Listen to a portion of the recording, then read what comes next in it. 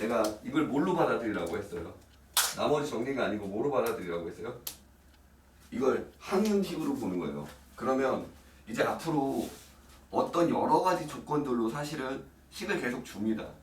그리고 나머지 정리라는 저 틀 내에서 문제를 푸는 요령들도 사실은 있지만 그 요령들도 나중에 수학 2를 배우고 나면 훨씬 더 쉬워지는 것들이 몇 개가 있어요. 근데 지금은 그걸 배우는 게 아니고 어떻게 식을 보는 건지를 좀 볼게요.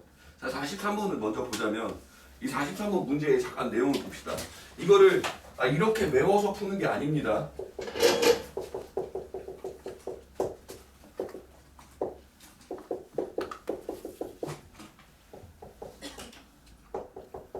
여기 한번 보시죠.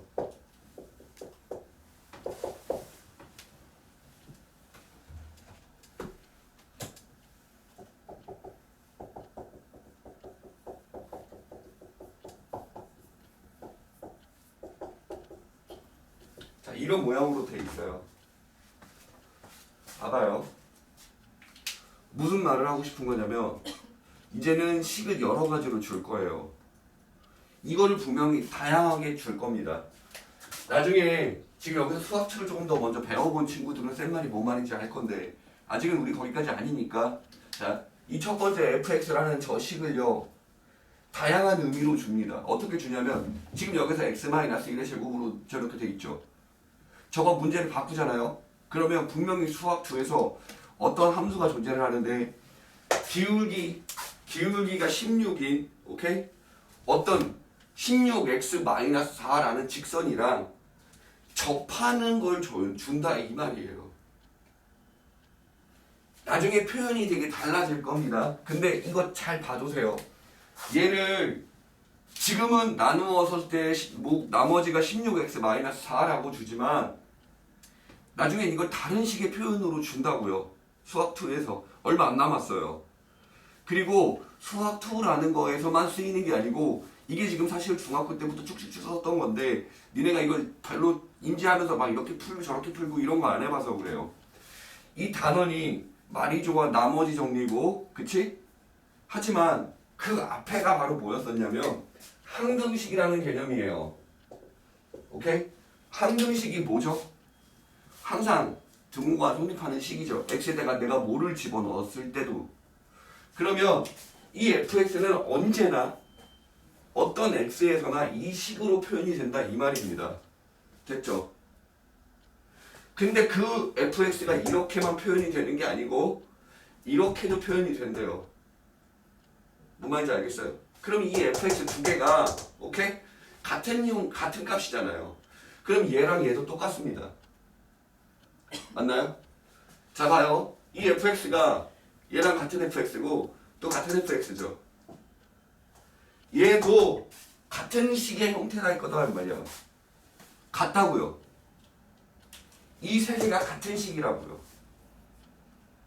얘를 얘처럼 바꿔도 얘처럼 바꿔도 같은 결과가 나와야 한다고요. 자, 되게 많이 귀찮지만 한 번만 제대로 봐봐봐요. 알겠죠? 이게 쌤 나머지 정리요? 나머지 정리라는 단어 자체는 사실 별로 의미가 없어요. 이제는. 알겠죠? 항등식이라는 말을 잘 생각해 봅시다. 이제 앞으로 얘가 어떻게 쓰일지를 잘 보셔야 해요. 식을 변형한다 이 말이죠. 오케이? 얘를요. 방금 전에 분명히 얘기했어요. 같은 fx라는 겁니다. 그러면 당연히 귀찮지만 한번 써보죠. 얘가 얘랑 똑같다고 했죠. 어떻게 되는지 봐봐요.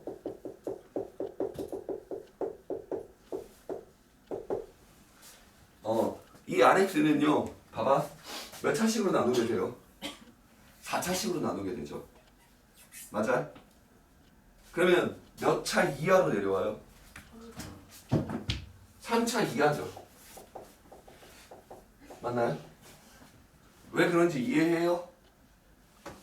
3차 이하가 되는 이유 알죠? 나머지 값이 더 작아야 되기 때문이에요. 잘 봐요. 우리 얘 표현하는 방식은 이렇게 표현하면 될 거예요. 되었나요? 어떻게 생기든 사실은 상관은 없어요. 자, 잘 봅시다. 잘 봅시다. 들어보세요. 얘가 이 뒤에 분명히 이렇게 써 있을 거긴 한데요. 이렇게 써 있을 거긴 한데요. 내가 얘기했죠. 같은 fx라고요. 얘가 모양을 바꾸면 얘랑 똑같이 생겨야 해요. 똑같이 생겨야 한다고요.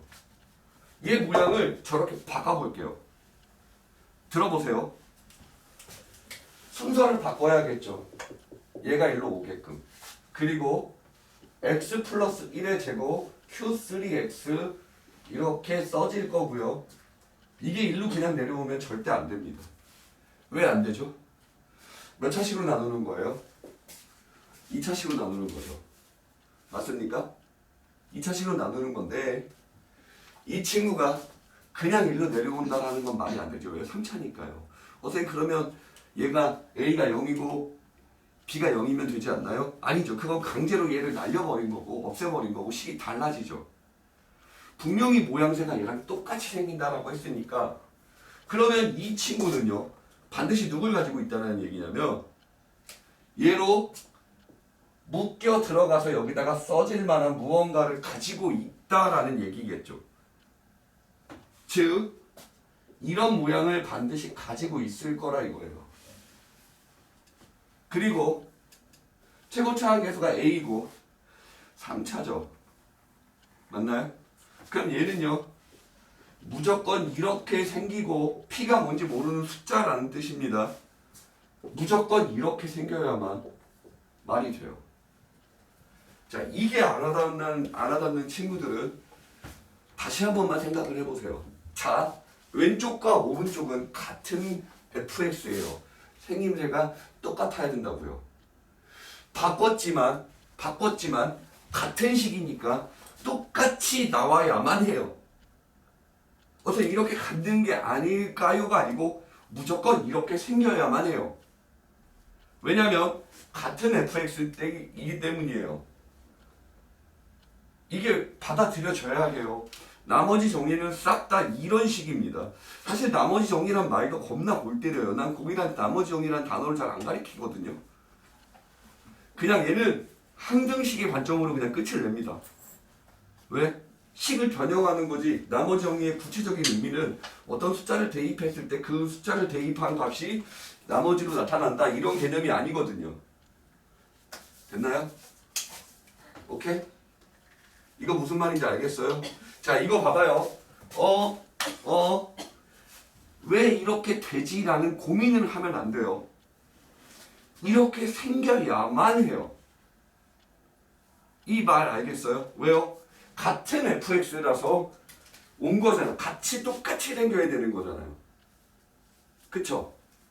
내가 지난 시간에 이렇게 얘기했었죠. 백날 고쳐도 김태희를 닮아갈 수 있지만 얘 자체인 건 변하지 않죠. 그쵸? 모양만 바꾼 것 뿐이에요. 아니 선생님 왜 필터링에서 말하세요? 그거 아니었잖아요. 오늘 처음 온 친구 있죠? 민성이 아직 낯설어.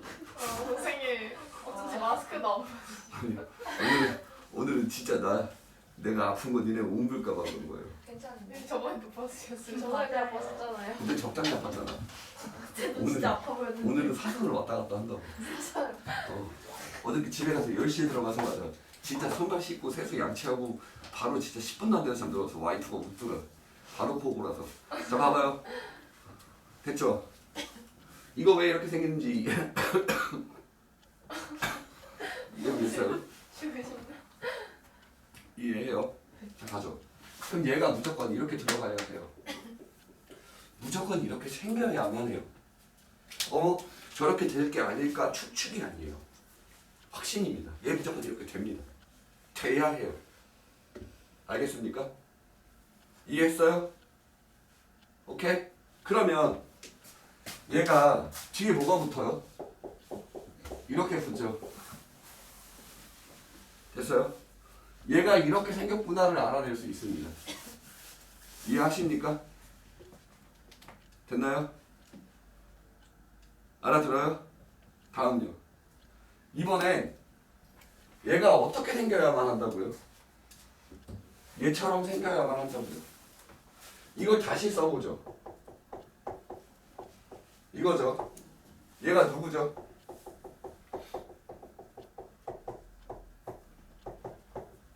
얘가 누구라고 했어요?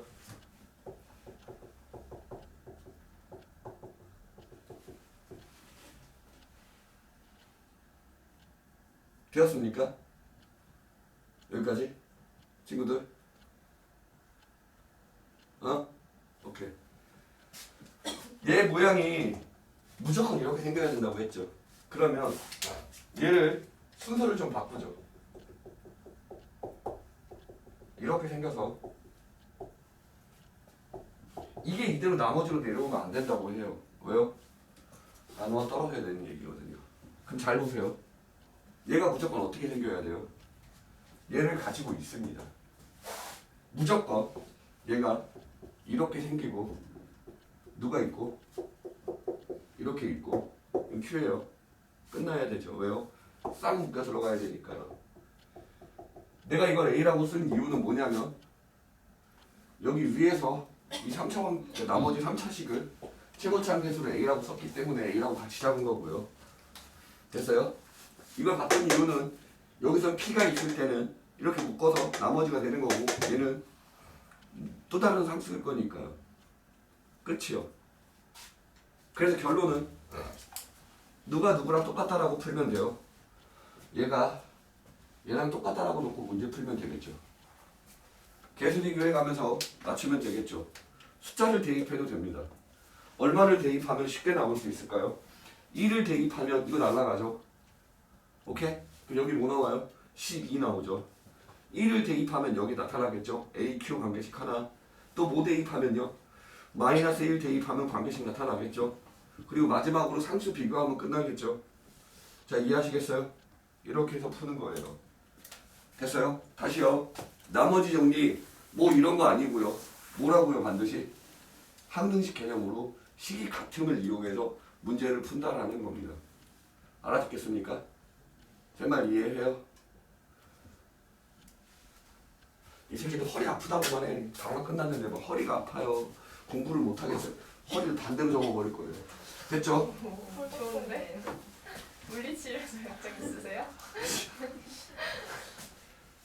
아니 자세를 바르게 해야지. 남자애들은 솔직히 막 뛰어놀아서 상관없는데 여자애들은 좀 달라요. 얘는 운동 안 하잖아. 유산소예요. 유산소 같은 수업이. 자, 좀 다음요. 근데 47번 수업에서 했지 않아요? 내가 했어요? 안 했어요? 했어요? 그럼 건너뛰어요. 왜 기억이 없지?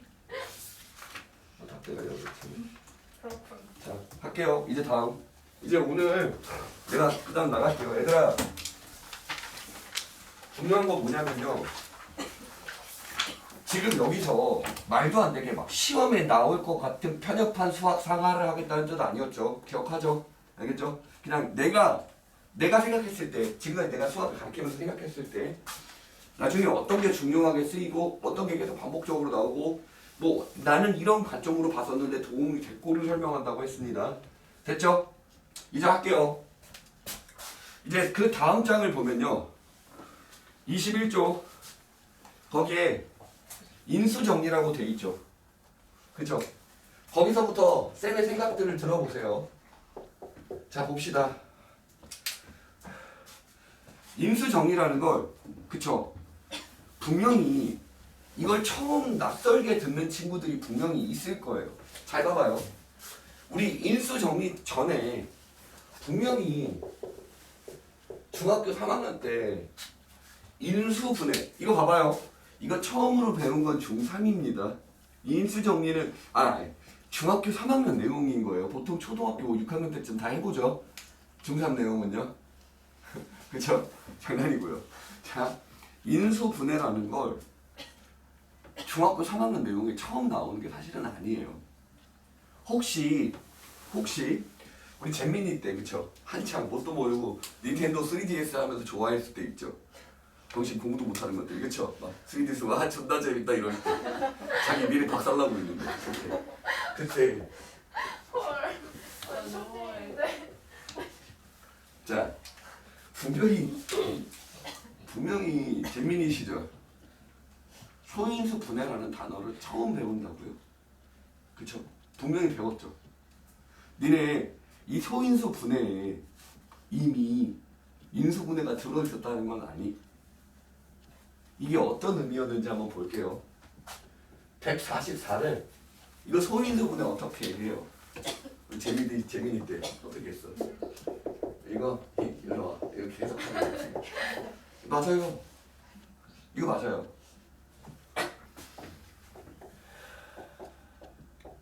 봅시다.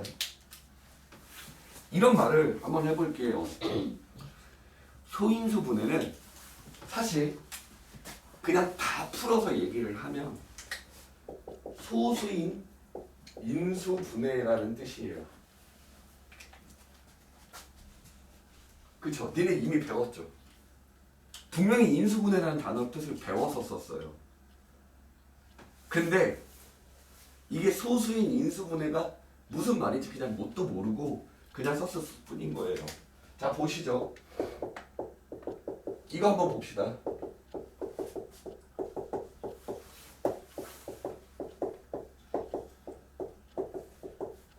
자, 위에 거와 아래 거 있죠. 저 위에 거는 우리 뭐라고 읽어요? 아래 건 뭐라고 읽어요? 곱슬곱슬이 변이요. 역시 뛰어난 꽃밭이에요.